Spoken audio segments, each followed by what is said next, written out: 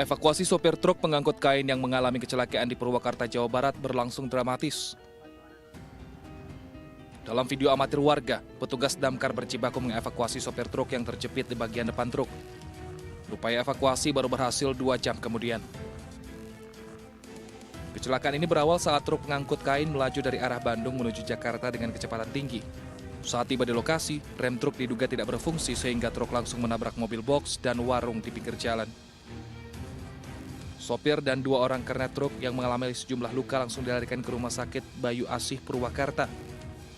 Belum rem lah. Ini nabrak itu mobil bel up yang di sana. Langsung lapas ke sini. Warung habis 2, rumah 1. Ya. Akibat kecelakaan ini 2 rumah warga rusak akibat tertabrak dan tertimpa puing-puing bangunan warung. Sementara petugas menurunkan alat berat untuk mengevakuasi bangkai truk dari lokasi kejadian. Dari Purwakarta, Jawa Barat, Irwan iNews melaporkan.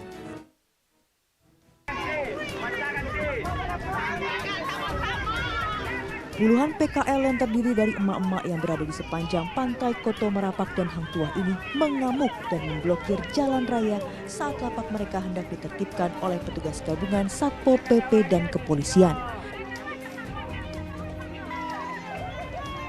Emak-emak PKL ini menolak digusur lantaran tidak mendapat tempat relokasi untuk berjualan. Bahkan salah satu pedagang ini pun mengamuk hingga nyaris terlibat bentrok dengan petugas Satpol PP saat dilarang berjualan di lokasi tersebut. Jadi masyarakat menuntut kalau bisa berjualan tetap diapain di Paklau. Namun dari aturan, dari PPP tidak dibenarkan.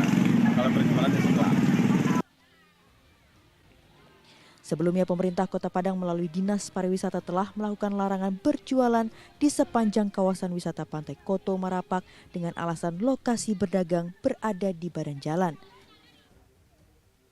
Guna mencegah terjadinya bentrok, penertiban pun terpaksa diundur untuk sementara waktu. Dari Padang, Sumatera Barat, Budi Sunandar, iNews melaporkan. Tapi kemudian Yosua mengancam Yang Mulia. Dia kemudian melakukan perkosaan terhadap istri saya. Saya tahu kapan kamu bohong, kapan enggak. Cerita kamu nggak masuk di akal. Kalian karena buta dan tertuli, makanya saudara tidak mendengar dan tidak melihat.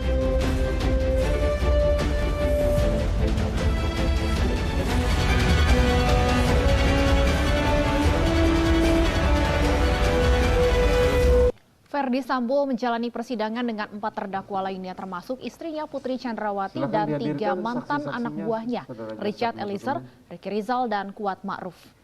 JPU menghadirkan ahli hukum pidana Effendi Saraki serta saksi ahli psikologi Reni Kusumo Wardani. Dalam sidang ini majelis hakim memutuskan agar kelima orang terdakwa menjalani sidang secara bersama-sama. Namun khusus Richard Eliezer mengikuti sidang secara online dari ruangan terpisah. Dari saksi ahli psikologi, majelis hakim akan menggali terkait kondisi Putri Chandrawati yang diklaim sempat mengalami trauma pasca kejadian di Magelang dan Duren 3. Untuk peristiwa pembunuhan dengan peristiwa terjadinya suatu tindak pidana itu merupakan hal yang sama dengan memperbuat dari tindak pidana.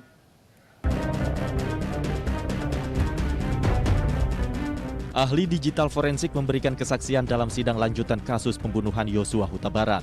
Dalam sidang, saksi ahli memutar rekaman kamera CCTV di hadapan majelis hakim dan seluruh pengunjung sidang.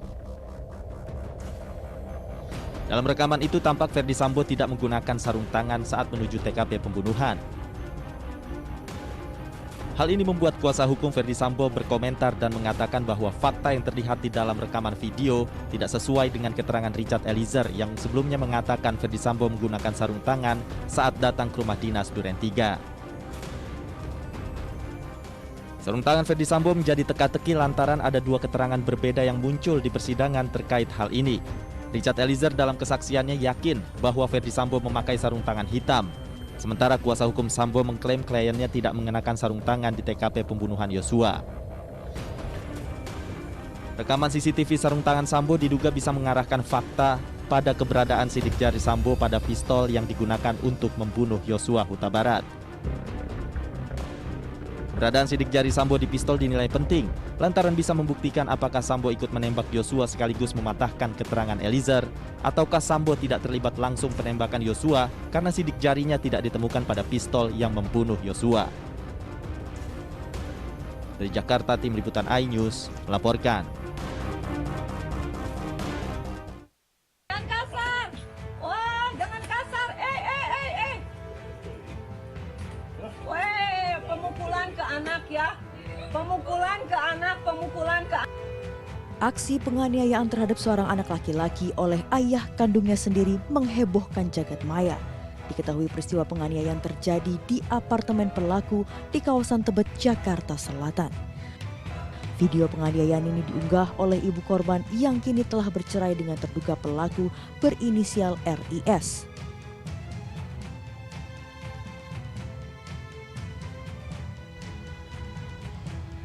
Polres Metro Jakarta Selatan telah menerima laporan yang dilayangkan oleh ibu korban. Kasus kekerasan dalam rumah tangga tersebut kini telah naik ke tahap penyidikan.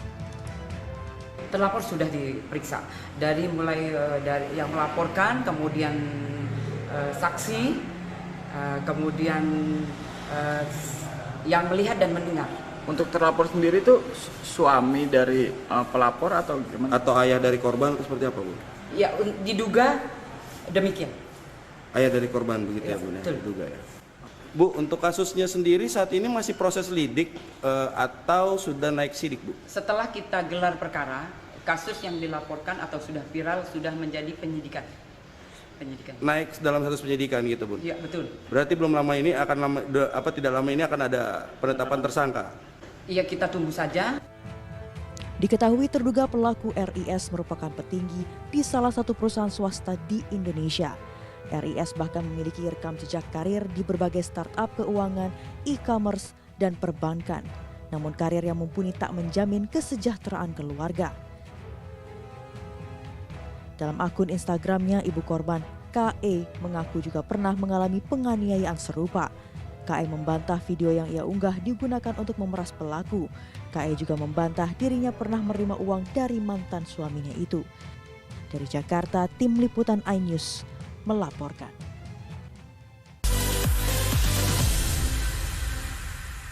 Isi akhir pekanmu dengan nasihat kehidupan bersama ustadz-ustadz ternama. Jaza'uhu inda rabbihim ala wahnin wa fisaluhu fiha. Kalian benar-benar cinta kepada Allah, ikuti Syarat aku. manfaat dan inspirasi. Wajadilhum billati hiya ahsan. Insya Allah dakwah akan tercapai. Allah tuh laknat orang-orang laki-laki yang nyerupai perempuan apalagi pindah kelamin. Cahaya Hati Indonesia, Sabtu dan Minggu pukul 12 siang di iNews. iNews Prime malam hari. 5 anggota Polri terbukti melanggar kode etik. Tewasnya Brigadir Yosua, MD dipanggil DPR. Menggali informasi sejarah mendalam. 12 saksi dihadirkan dalam sidang. Korban nolak permohonan perlindungan. Korupsi 78 triliun rupiah. Membahas isu terhangat dengan narasumber yang kompeten. Persiapkan untuk pembunuhan terencana. Telah terjadi tembak-menembak. Polisi dianggap masih menutup-nutupi. iNews Prime, Senin sampai Jumat pukul 9 malam. Live di iNews. Berita menarik dan faktual kami hadirkan untuk Anda. Ada 5 pilihan lokasi Formula E. Dan bagus juga untuk Indonesia akan disiarkan di seluruh dunia. Jutaan warga memberikan penghormatan terakhir bagi serta dialog komprehensif bersama narasumber. Harga minyak goreng curah dari telahan Satgas Pangan. Presiden Joko Widodo merombak besar-besaran susunan kapal. Bagaimana situasi terkini? Kobaran api dan kepulan asap membumbung dari iNewsroom, Senin sampai Jumat pukul 5:30 sore hanya di iNews. Morning Update, ada apa di hari ini? Menemani pagi Anda dengan informasi yang menarik. Flora 5 terkenal dengan bentuk puncaknya yang menyerupai meja. Timun laut biasa disebut dengan tripan. Bersama bintang tamu yang inspiratif. Ini di atas lutut kiri, tinggal angkat tangannya ke atas.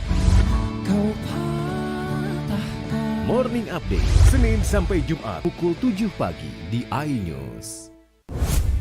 Kompilasi seputar keunikan, keajaiban, dan hal-hal menarik di berbagai belahan dunia. Tahukah Anda jika di bumi ini banyak jenis hewan yang masih misterius? Sebuah kawas secara tiba-tiba muncul di wilayah semenanjung Yamal Peninsula. Inilah kucing berkaki hitam yang hidup di 3 negara di Afrika. Lucu namun mematikan. OMG, setiap hari pukul 19.45 di iNews.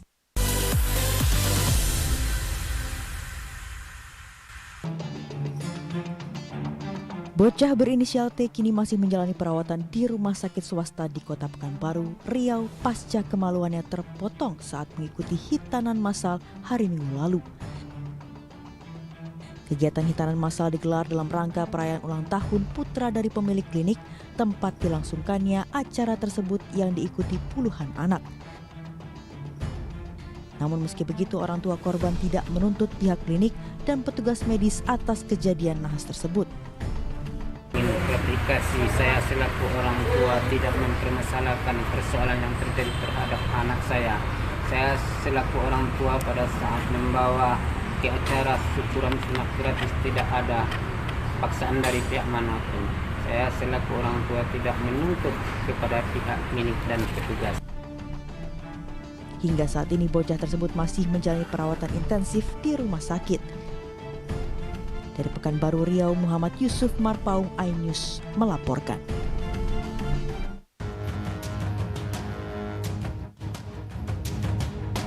Seorang anak berusia 5 tahun di Kecamatan Lewisari, Kabupaten Tasikmalaya, Jawa Barat dipotong bagian kemaluannya oleh ayah kandungnya, Jani, 39 tahun, saat korban sedang tertidur pulas di rumahnya.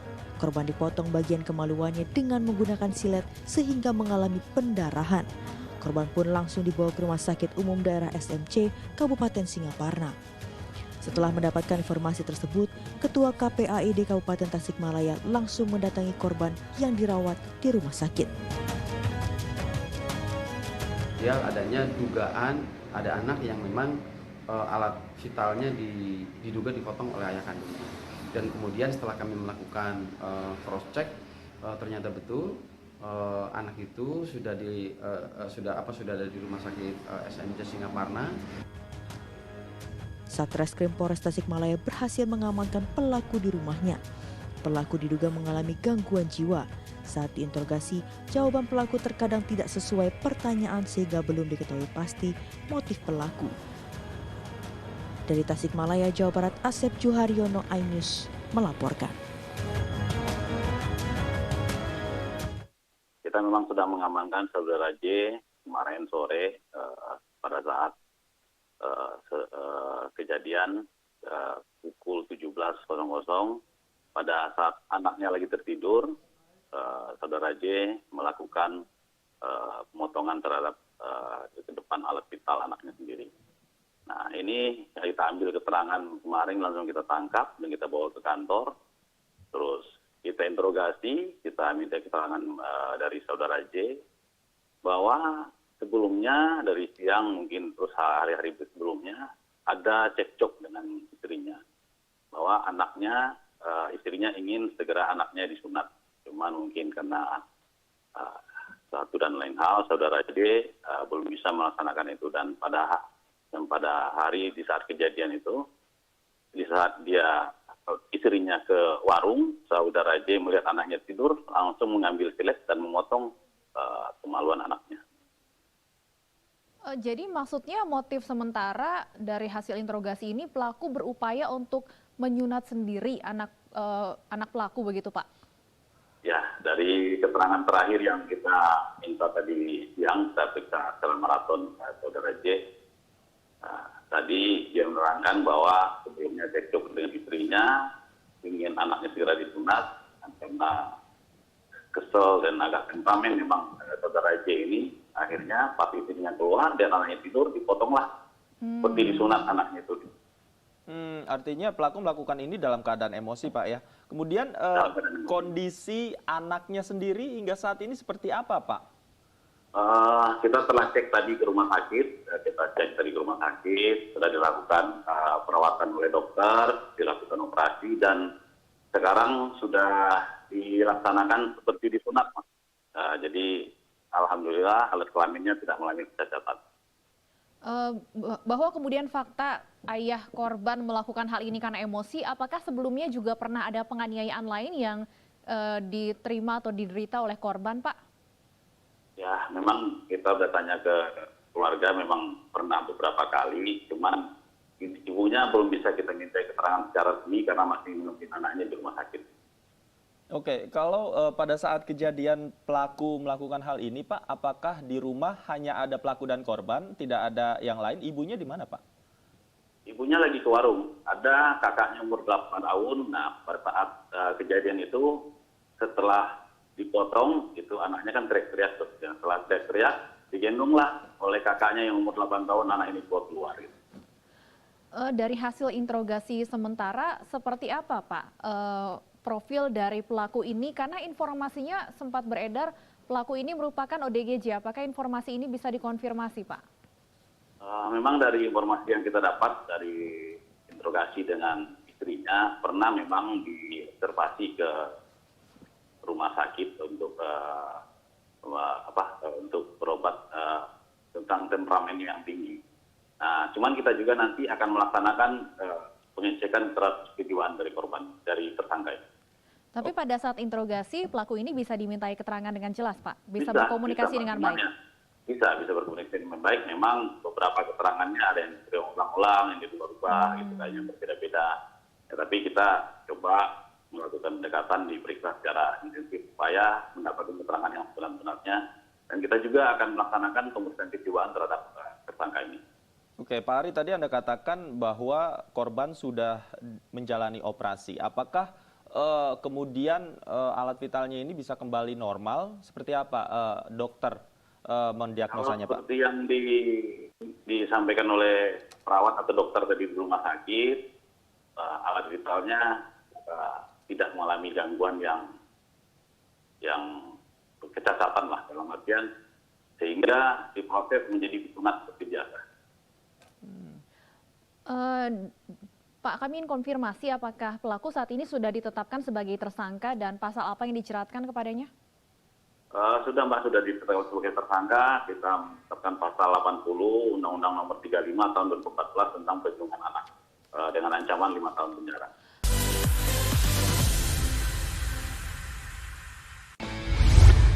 Morning Update, ada apa di hari ini? Menemani pagi Anda dengan informasi yang menarik. Pulau terkenal dengan bentuk puncaknya yang menyerupai meja. Timun laut biasa disebut dengan tripang. Bersama bintang tamu yang inspiratif. Ini di atas lutut kiri, inhale angkat tangannya ke atas.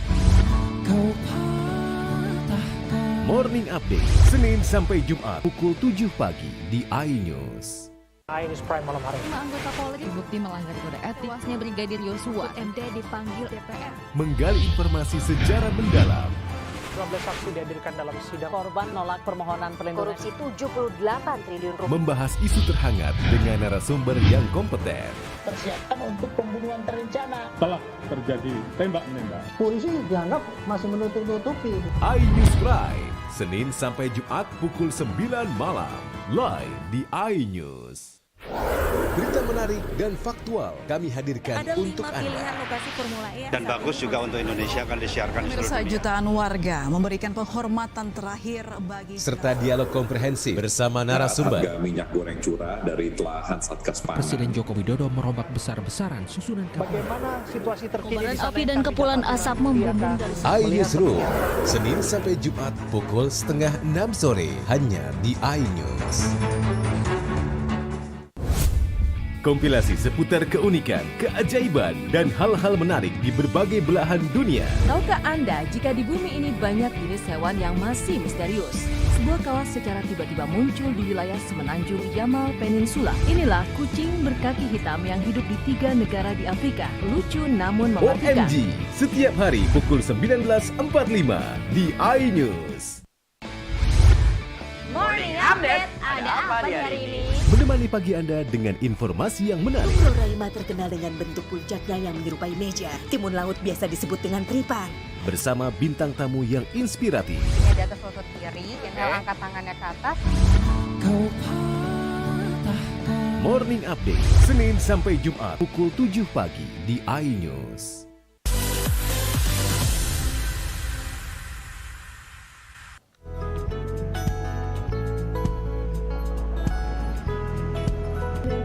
PT Perusahaan Listrik Negara Persero menyiagakan 3.000 posko dan 78.000 personil untuk menjaga kestabilan listrik selama perayaan Natal dan Tahun Baru. Periode siaga Nataru ditetapkan mulai tanggal 20 Desember 2022 hingga 4 Januari 2023 mendatang. Periode siaga ini ditandai dengan apel siaga yang dipimpin langsung oleh Direktur Utama PLN Darmawan Prasojo. Seluruh jajaran PLN akan bersiaga penuh baik di posko siaga Nataru hingga di kantor pusat untuk memastikan tidak terganggunya kegiatan ibadah di setiap gereja serta aktivitas masyarakat di fasilitas umum. Untuk mendukung agar perayaan Natal dan Tahun Baru ini bisa berjalan dengan baik dan lancar, maka kami PLN melakukan apel siaga kelistrikan dalam rangka menghadapi kesiapan untuk Nataru 2022, Tahun Baru 2023. Kami persiapkan semuanya, baik dari pasokan energi primernya, batu baranya, pasokan dari gas, pasokan dari BBM-nya. Alhamdulillah kami sudah persiapkan sebaik-baiknya menjadi suasana yang sangat aman.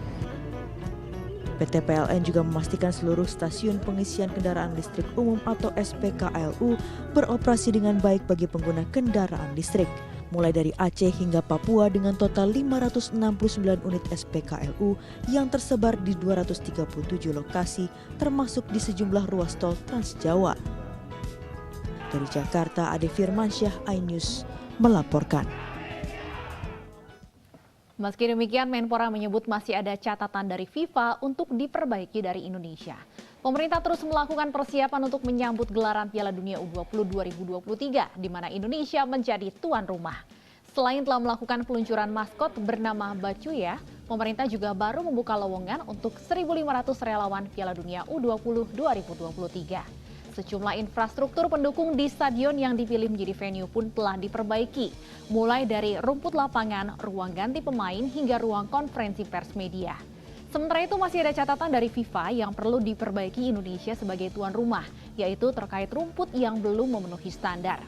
Ajang Piala Dunia U20 akan berlangsung bulan Mei 2023 mendatang.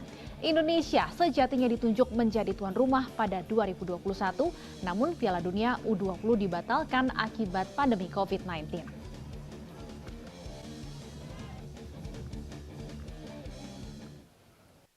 Sebenarnya sih kalau kesiapan ya, kita sejak 2021 itu sudah siap. Tetapi karena ini ditunda ke 2023, maka fasilitasnya itu digunakan lagi.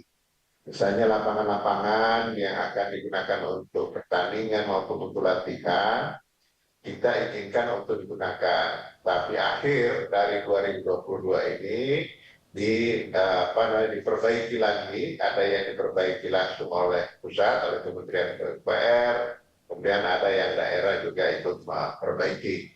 Jadi kalau ditanya dari infrastruktur, sebenarnya kita sudah siap, cuma karena sempat dipakai, maka kita ada perbaikan-perbaikan. Makanya pada saat FIFA menginspeksi beberapa bulan yang lalu, mereka ada catatan-catatan untuk segera diperbaiki lagi, tetapi catatan itu tidak minor saja.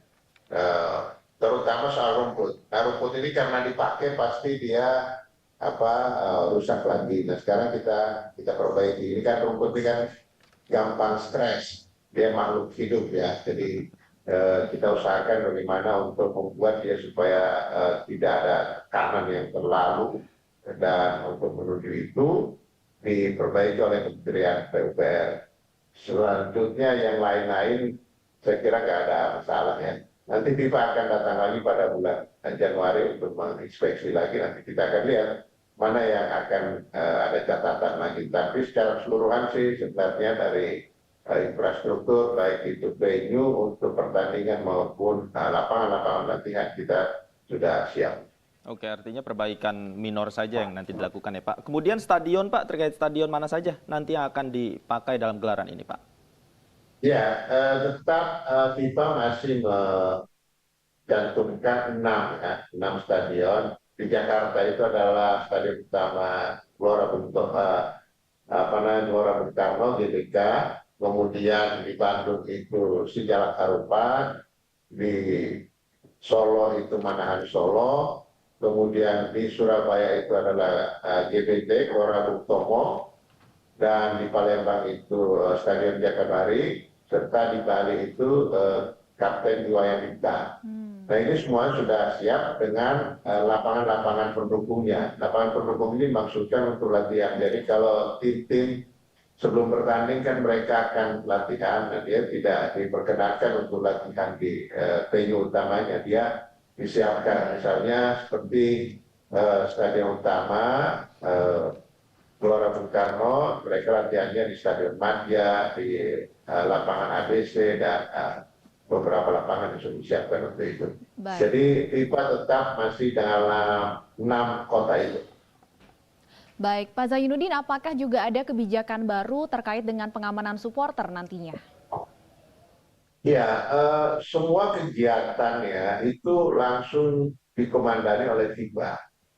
Sama seperti yang Piala Dunia yang baru saja beberapa hari yang lalu terakhir itu FIFA langsung yang menjadi komandannya, dan kita melaksanakan semua instruksi yang sudah digariskan oleh FIFA. Nah, tentang penonton, tentang supporter itu pengaturannya sangat ketat. Apalagi sekarang kita di internal sudah ada peraturan Polri yang nanti segera akan dicobakan pada saat pertandingan pertama Piala AFF tanggal 23 akan datang. Jadi ini berbeda dengan sebelumnya, kita agak longgar, sekarang sangat ketat. Bahkan yang di bawah pun sudah diperiksa jauh-jauh tempatnya sebelum masuk ke area yang sudah punya tiket. Nah, saya kira tidak akan jauh dari itu. Yang jelas kita mau penonton itu tertib, penonton itu bisa menikmati tontonan, ya seperti liga-liga atau perhelatan sepak bola di dunia lainnya, kan itu sangat tenang, sangat enak. Ya kita upayakanlah paling tidak kita menonton pertandingan itu terhibur sama dengan orang nonton bioskop lah, kira-kira begitu. Oke, Pak, yang tidak kalah penting adalah bagaimana kemudian strategi branding dan juga promosi yang dilakukan Indonesia sebagai tuan rumah ini menjelang gelaran Piala Dunia U20 nanti, seperti apa strateginya, Pak? Ya, promosinya tentu dipandu juga langsung oleh FIFA, dan kita berkomunikasi mana yang boleh, mana yang kita lakukan sendiri, mana yang harus panduan FIFA. Seperti waktu kita launching maskot beberapa hari yang lalu itu kan langsung FIFA langsung yang memandu kita, yang kemudian kita jalan dari HI ke Monas itu langsung dipandu oleh FIFA. Jadi kita lakukan itu, dan tentu negara-negara peserta juga sudah tahu mereka akan bersiap diri untuk datang ke Indonesia, dan insya Allah saya terus punya keyakinan akan ramai dan akan meriah. Tidak terlalu jauh beda dengan Piala Dunia yang baru selesai Qatar itu. Baik, jadi hampir seluruh persiapannya sudah 100% ya Pak ya, baik dari segi infrastruktur maupun juga nantinya mensosialisasikan kepada masyarakat yang ingin menonton. Ya, belum 100% lah, tetapi sudah mendekati ke situ karena kita akan menunggu lagi bulan Januari FIFA akan datang, ada lagi koreksi kah atau memang sudah nggak ada, ya kita akan tunggu. 100% itu tercapai kalau FIFA sudah menyatakan sudah nggak ada koreksi apa-apa.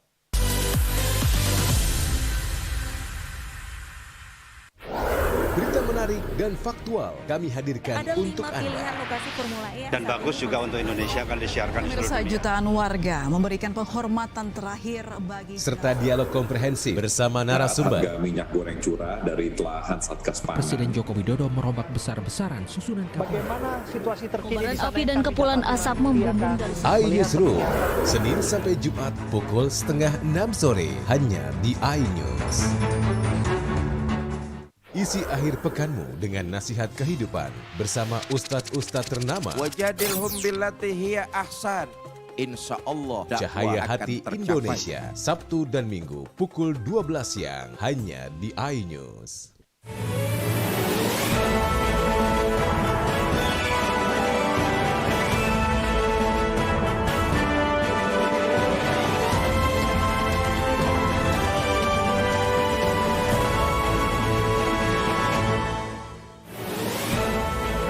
Pemilik gudang BBM ilegal meledak, serahkan diri ke polisi.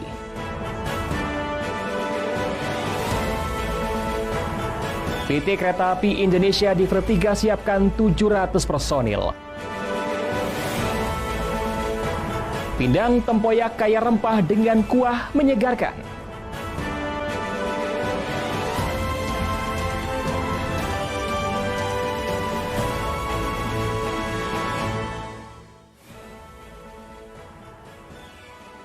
Selamat pagi, apa kabar pemirsa? Senang sekali saya dapat menjumpai Anda dalam iNews Sumsel. 3 sajian informasi tadi mengawali jumpa kita pada pagi hari ini. Beragam informasi lainnya telah kami siapkan untuk Anda.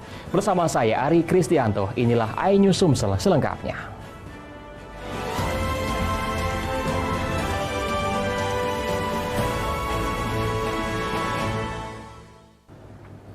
Kita awali informasi pagi ini pemirsa. Kepolisian Resort Muara Enim berhasil mengamankan 2 orang pemilik bangunan yang terbakar di Desa Cinta Kasih, Kecamatan Gelombang, Muara Enim. Kedua orang ini sempat kabur saat peristiwa terjadi dan akhirnya memilih menyerahkan diri.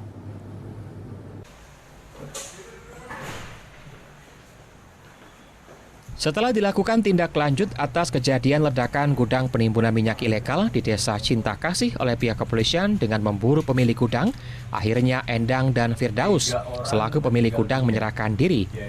Sebelumnya telah dilakukan pembicaraan oleh kepolisian dengan pihak keluarga tersangka. Dalam keterangannya, pihak kepolisian Resort Muara ini menyatakan saat ini pihaknya sudah menahan tersangka beserta barang bukti. Selain itu, polisi juga terus melakukan pengembangan apakah ada kemungkinan minyak yang mereka beli dari Musi Banyuasin dioplos dengan jenis BBM Pertalite. Pasalnya, dari pengakuan tersangka, mereka kerap membeli BBM Pertalite di SPBU Belimbing dalam jumlah banyak. Melakukan pendekatan kepada keluarga yang bersangkutan untuk dapat menyerahkan diri secara persuasif, karena apabila tidak menyerahkan diri secara persuasif kita akan melakukan upaya paksa, dan alhamdulillah upaya kita untuk melakukan pendekatan kepada keluarganya itu berbuah manis. Kemudian besok paginya hari Selasa itu diantar oleh pihak keluarga didampingi penyidik kita ke Polsek Gunung Megang untuk menyerahkan diri. Tersangka mengaku melakukan bisnis ilegal karena faktor ekonomi dan masih memiliki hubungan keluarga dengan salah satu korban meninggal. Pada saat kejadian itu sudah lama Pak jual atau beli minyak dari Sengangit itu Pak? Baru. Dari kapan Pak? Bulan 8. Selama ini kalau kita jual kemana Pak dari hasil itu? Atau kita jual lagi atau cak mana ke biasanya? Jual lagi. Berapa biasanya Pak dijual lagi tuh? Dijual lagi 1.500.000. Dari? Sejuta. Dari sejuta itu Pak. Kedua tersangka akan dikenakan sanksi pidana sesuai Undang-Undang Nomor 22 Tahun 2001 tentang migas sebagaimana diubah dalam Pasal 40 Angka 9 Undang-Undang Nomor 11 Tahun 2020 tentang Cipta Kerja dengan ancaman pidana penjara selama 6 tahun dan denda sebesar 60 miliar rupiah. Dari Muara Enim, Edwin Sasatria, iNews melaporkan. Memang pada bulan Sebelumnya, peristiwa kebakaran gudang yang diduga menjadi lokasi penimbunan BBM ilegal yang terjadi di Dusun 3 Desa Cinta Kasih membuat warga panik karena mengeluarkan suara ledakan yang besar serta 3 korban tewas terbakar.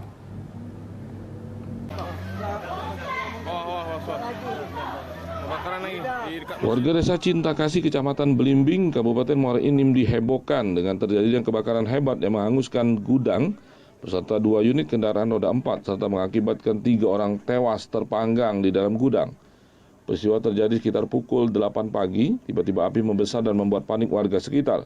Dengan sigap, warga langsung menghubungi pihak pemadam dan berusaha memadamkan api dengan alat seadanya, serta menyelamatkan harta benda di rumah yang tidak berada jauh dari lokasi gudang.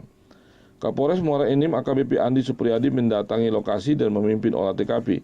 Dari keterangan sementara, peristiwa berawal saat korban Ari yang sedang memindahkan BBM jenis Pertalite ilegal dari dalam tangki buatan di dalam mobil pick-up yang berasal dari Kabupaten Muba ke dalam tempat penampungan. Saat itu terjadi konsleting listrik pada alat pompa sehingga terjadi percikan api dan terjadi kebakaran yang menghanguskan gudang serta 2 korban lainnya, yakni Coing dan Rama. Pihak kepolisian masih memburu pemilik rumah yang kabur diduga juga merupakan pemilik gudang. Kita lagi sedang mengejar pemilik gudang ya.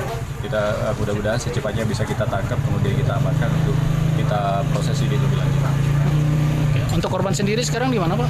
Korban sudah dibawa ke puskesmas dan keluarganya juga sudah mengidentifikasi para korban. Korbannya meninggal di tempat? Meninggal di tempat 3 orang.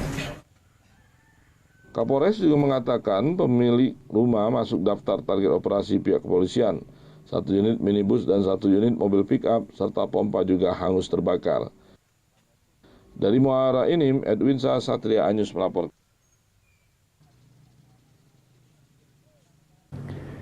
PT Kereta Api Indonesia Divre 3 Palembang melaksanakan apel gelar pasukan angkutan Natal dan Tahun Baru 2022-2023 di Stasiun Kertapati pada Kamis pagi. Apel gelar pasukan ini menandai hari pertama dilaksanakannya masa posko angkutan Natal dan Tahun Baru KAI dalam rangka melayani masyarakat yang menggunakan moda angkutan kereta api. Posko dan pemberian Sebanyak 700 personil dari TNI, Kepolisian, dan KAI diterjunkan untuk pengamanan perjalanan libur Natal dan Tahun Baru 2023. Pada angkutan Nataru 2022-2023 tahun ini, Divre 3 mengoperasikan 3 kereta, yaitu Bukit Serelo relasi Kertapati Lubuk Linggau, kemudian Raja Basa, relasi Kertapati Tanjung Karang, dan Komersial Sindang Marga, relasi Kertapati Lubuk Linggau dengan menyediakan 42.737 tempat duduk. Selama periode tersebut sampai dengan 21 Desember, Divre 3 telah menjual 24.080 tiket kereta api jarak jauh atau 56% dari total tiket KA jarak jauh yang disediakan. Kepala Divre 3 KAI Palembang, Junaidi Nasution memastikan keselamatan dan keamanan kereta api menjadi prioritas utama. KAI terus melakukan pengecekan secara berkala terhadap titik rawan bencana dan proaktif dalam penyelesaian potensi bahaya. Semua personel kita siapkan dan begitu juga untuk prasarana dan sarananya juga kami siapkan. Kita punya 3 kereta ya, jadi kereta Raja Basa 1 rangkaian, kemudian kita mempunyai juga kereta Serelo 1 rangkaian, dan nanti kita tambah lagi yang seharusnya berjalan itu setiap hari Jumat dan hari Senin sampai dengan hari Senin kita jalankan setiap hari, yaitu KA Sindang Marga mulai dari tanggal 22 sampai tanggal 20 sampai tanggal 8. Pada masa angkutan Nataru ini, KAI menetapkan masa angkutan Nataru selama 18 hari dari 22 Desember 2022 sampai dengan 8 Januari 2023. Dari Palembang, Bambang Irawan, iNews melaporkan. Pemirsa, Kades Sungai Pinang Nibung resmi dilantik, informasinya sesaat lagi.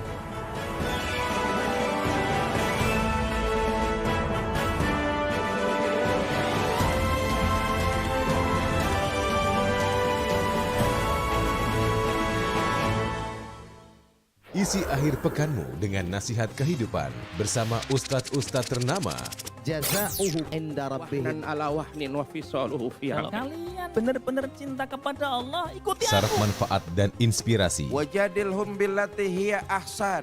Insya Allah dakwah akan tercapai. Allah tuh laknat orang-orang laki-laki yang nyerupai perempuan apalagi pindah kelamin. Cahaya Hati Indonesia, Sabtu dan Minggu pukul 12 siang di iNews. iNews Prime malam hari. 5 anggota Polri terbukti melanggar kode etik. Tewasnya Brigadir Yosua. MD dipanggil DPR. Menggali informasi secara mendalam. 12 saksi dihadirkan dalam sidang. Korban nolak permohonan perlindungan. Korupsi 78 triliun rupiah. Membahas isu terhangat dengan narasumber yang kompeten. Persiapan untuk pembunuhan terencana. Telah terjadi tembak-menembak. Polisi dianggap masih menutup-nutupi. iNews Prime, Senin sampai Jumat pukul 9 malam. Live di iNews. Berita menarik dan faktual kami hadirkan Ada untuk 5 pilihan Anda. lokasi Formula E. Dan bagus juga untuk Indonesia akan disiarkan di seluruh Pemirsa, dunia. jutaan warga memberikan penghormatan terakhir bagi Serta dialog komprehensif bersama narasumber. Harga minyak goreng curah dari telahan Satgas Pangan. Presiden Joko Widodo merombak besar-besaran susunan kapal. Bagaimana situasi terkini? Kobaran api dan kepulan asap membumbung dari iNewsroom, Senin sampai Jumat pukul 5:30 sore hanya di iNews.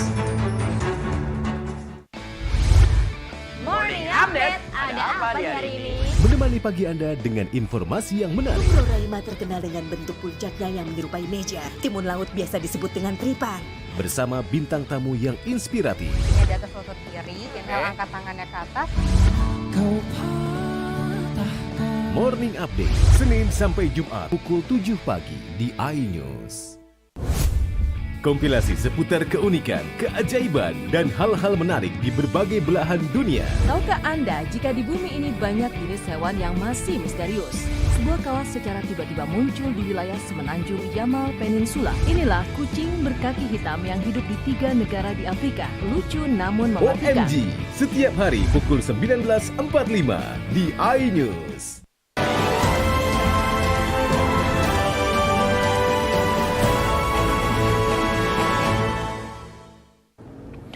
Pemirsa, Kepala Desa terpilih Sungai Pindang Nibung, Kecamatan Sungai Pindang, Kabupaten Ogan Ilir resmi dilantik. Kepala desanya dijabat oleh Kamaludin sebagai Kades terpilih pada Pilkades serentak sebelumnya.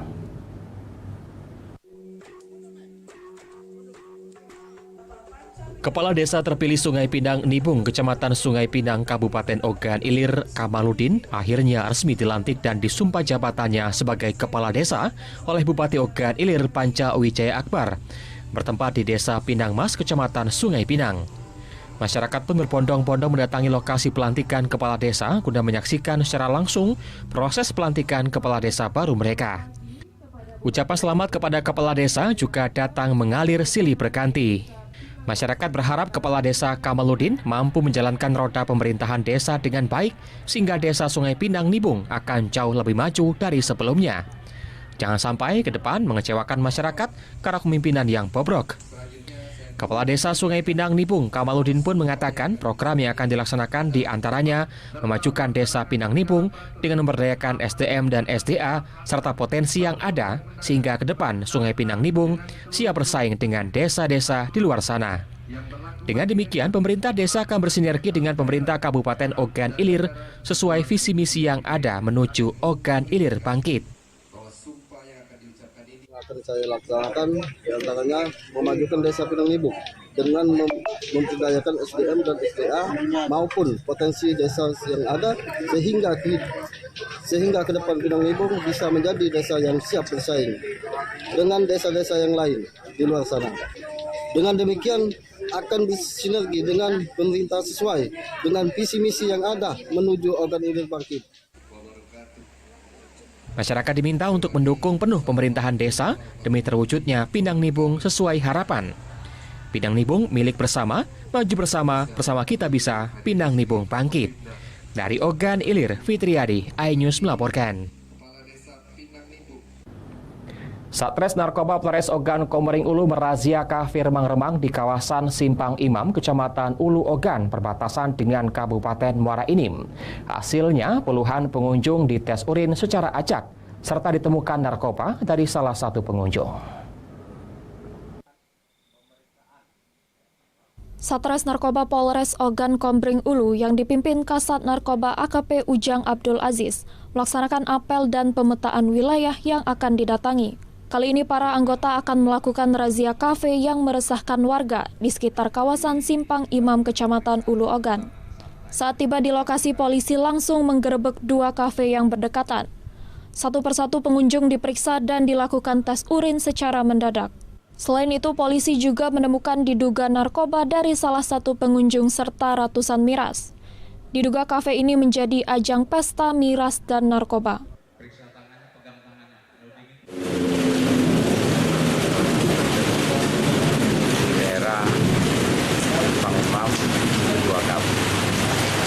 Dua kafe remang-remang, tapi ramai keadaan kondisi kafe tersebut. Semuanya kita upayakan dilakukan tes urin secara acak mereka terindikasi. Razia ini dilakukan guna menciptakan kondisi aman dan nyaman menjelang Natal dan Tahun Baru. Dari Ogan Komering Ulu, Widori Agustino, iNews melaporkan. Beralih ke informasi lainnya, menjelang Natal dan Tahun Baru, Polda Sumsel bersama TNI melakukan simulasi pengamanan Natal dan Tahun Baru. Dalam simulasi tersebut, Gegana Brimob Polda Sumsel lakukan penjinakan bom.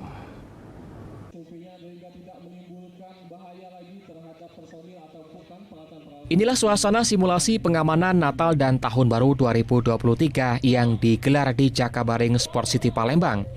Dihadiri oleh Gubernur Sumsel, Kapolda Sumsel, dan Danrem 044 Gapo. Dalam simulasi tersebut, tim Gegana Brimopolda Sumsel memperagakan penjinakan bom dengan cara diledakkan saat situasi steril dan aman. Peragaan simulasi ini dilakukan untuk memberikan rasa aman bagi umat Kristiani saat menjalankan ibadah Natal di setiap gereja yang ada di Provinsi Sumatera Selatan. Kapolres Palembang mengatakan dalam pengamanan Natal, pihak kepolisian Polrestabes Palembang dan Brimopolda Sumsel telah ditempatkan di setiap titik gereja.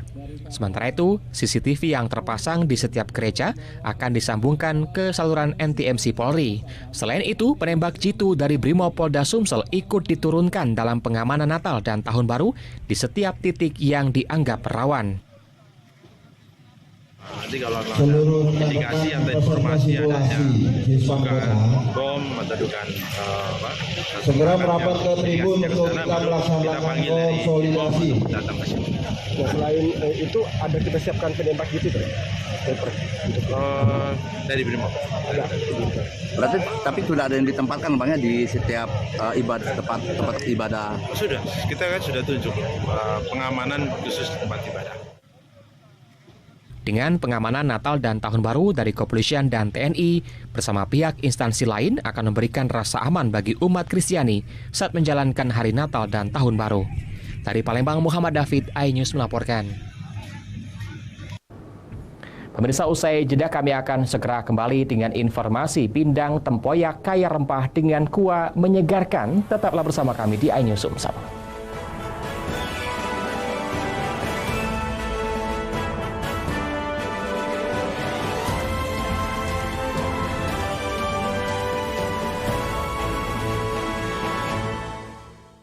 Isi akhir pekanmu dengan nasihat kehidupan bersama ustadz-ustadz ternama. Jazauhu inda rabbihim ala wahnin wa fisaluhu fiha. Kalian benar-benar cinta kepada Allah, ikuti aku. Syarat manfaat dan inspirasi. Wajadilhum billati hiya ahsan. Insya Allah dakwah akan tercapai. Allah tuh laknat orang-orang laki-laki yang nyerupai perempuan apalagi pindah kelamin. Cahaya Hati Indonesia, Sabtu dan Minggu pukul 12 siang di iNews. iNews Prime malam hari. 5 anggota Polri dibukti melanggar kode etik. Tewasnya Brigadir Yosua, MD dipanggil DPR. Menggali informasi sejarah mendalam. 12 saksi dihadirkan dalam sidang. Korban nolak permohonan perlindungan. Korupsi 78 triliun rupiah. Membahas isu terhangat dengan narasumber yang kompeten. Persiapan untuk pembunuhan terencana. Telah terjadi tembak-menembak. Polisi dianggap masih menutup-nutupi. iNews Prime, Senin sampai Jumat pukul 9 malam. Live di iNews. Berita menarik dan faktual kami hadirkan untuk Anda. Ada 5 pilihan lokasi Formula E. Dan bagus juga untuk Indonesia akan disiarkan di seluruh Pemirsa, dunia. jutaan warga memberikan penghormatan terakhir bagi Serta dialog komprehensif bersama narasumber. Harga minyak goreng curah dari telahan Satgas Pangan. Presiden Joko Widodo merombak besar-besaran susunan kabinet. Bagaimana situasi terkini? Kobaran api dan kepulan asap membumbung dari iNewsroom, Senin sampai Jumat pukul 5:30 sore hanya di iNews. Kita beda. Kita nongkrongnya di restoran yang sudah berjualan setengah abad. Penasaran? Penasaran? Rasanya unik dan maknyes. Kita uek-uek ame daun-daunnya, daging ikannya. Kelaparan bikin kamu makin lapar. Senin sampai Jumat pukul 8 pagi hanya di iNews. Morning Update, ada apa di hari ini?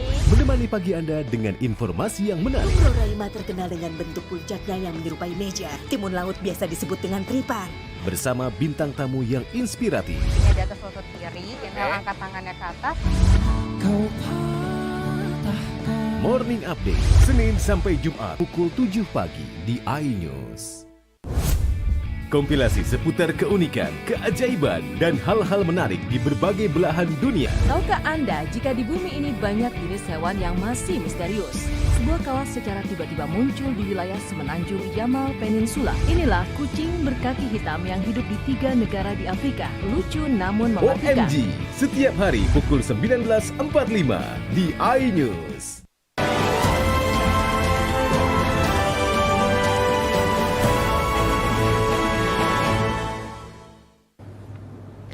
Anda masih bersama kami di iNews Sumsel. Anggota DPRD Kabupaten Musi Banyuasin, Senen Hanan, menggelar hitanan gratis yang berlangsung di kediaman Bendahara Dewan Pimpinan Cabang atau DPC Partai Perindo di Kecamatan Papatoman.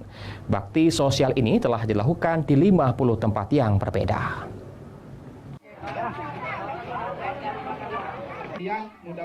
Anggota DPRD Kabupaten Musi Banyuasin dari Partai Persatuan Indonesia atau Perindo, Senen Hanan, bersama Dewan Pimpinan Cabang atau DPC di Kelurahan Mangunjaya, Kecamatan Babatoman, Kabupaten Musi Banyuasin, menggelar bakti sosial hitanan gratis di kediaman Bendahara DPC Partai Perindo.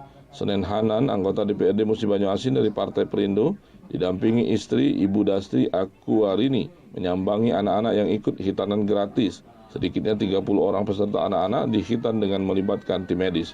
Kegiatan hitanan gratis salah satu program yang kini terus digencarkan oleh anggota DPRD Musi Banyuasin dari Partai Perindo setelah terhambat masa COVID-19 yang melanda.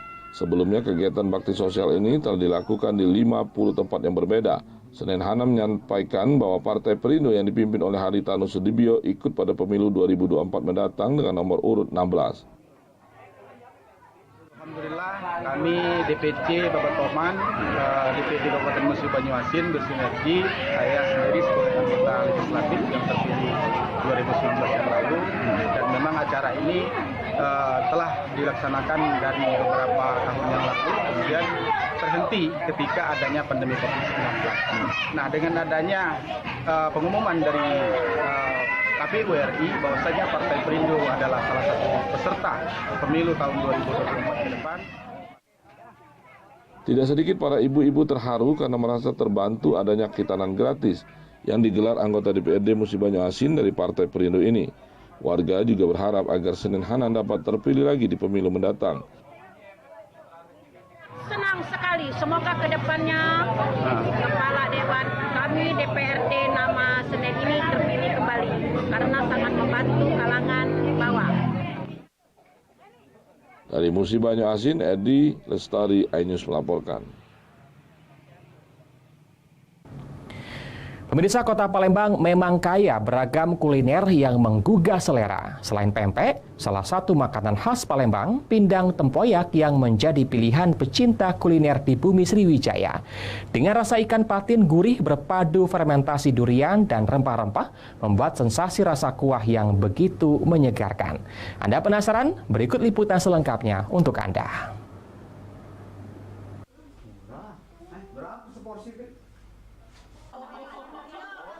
Inilah pindang tempoyak khas Palembang yang selalu menjadi pilihan warga Palembang. Tampilan kuah kuning, kemerahan, dan ikan patinnya semakin menggoda saat berpadu dengan rempah-rempah yang tentu bisa menyehatkan tubuh serta menambah imunitas. Pindang tempoyak ini juga dicampur fermentasi buah durian yang disebut tempoyak. Untuk membuat pindang tempoyak tersebut disiapkan bahan-bahan seperti ikan patin pilihan yang sudah dibersihkan, tempoyak, cabai kunyit, laos serai, gula pasir, dan garam. Bumbu-bumbu dapur tersebut di blender, kemudian dicampur dengan ikan patin dan tempoyak, lalu diaduk hingga rata. Kemudian rebus selama 5 menit. Sembari menunggu, siapkan garnisnya yakni daun kemangi, tomat, cabai burung, dan daun bawang. Garnisnya kemudian direbus bersama pindang tempoyak dan siap dihidangkan. Untuk satu porsi dijual dengan harga Rp20.000, sementara dalam sehari bisa terjual hingga 100 porsi.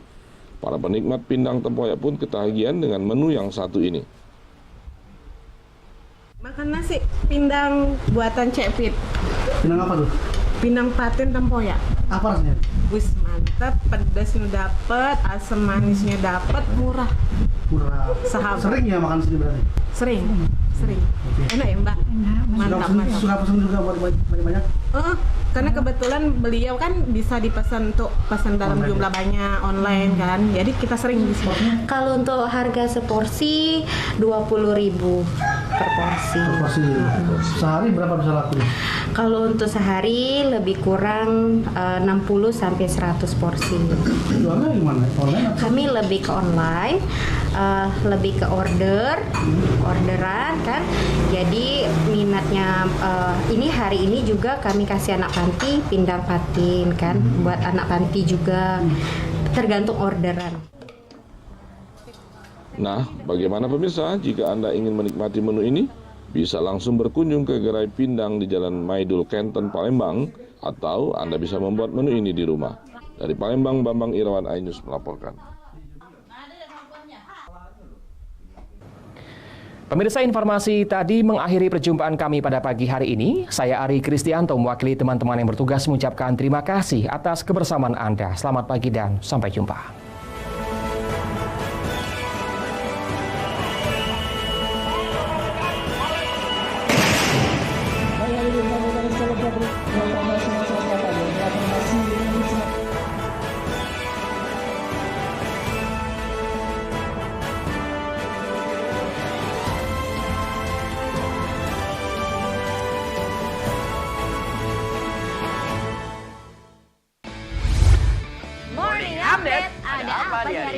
Menemani pagi Anda dengan informasi yang menarik. Ugroraima terkenal dengan bentuk puncaknya yang menyerupai meja. Timun laut biasa disebut dengan tripang.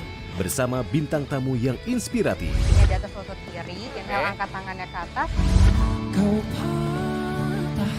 Morning Update, Senin sampai Jumat pukul 7 pagi di iNews. Isi akhir pekanmu dengan nasihat kehidupan bersama ustadz-ustadz ternama. Wajadilhum billati hiya ahsan. Insya Allah Cahaya Hati Indonesia, Sabtu dan Minggu pukul 12 siang hanya di iNews.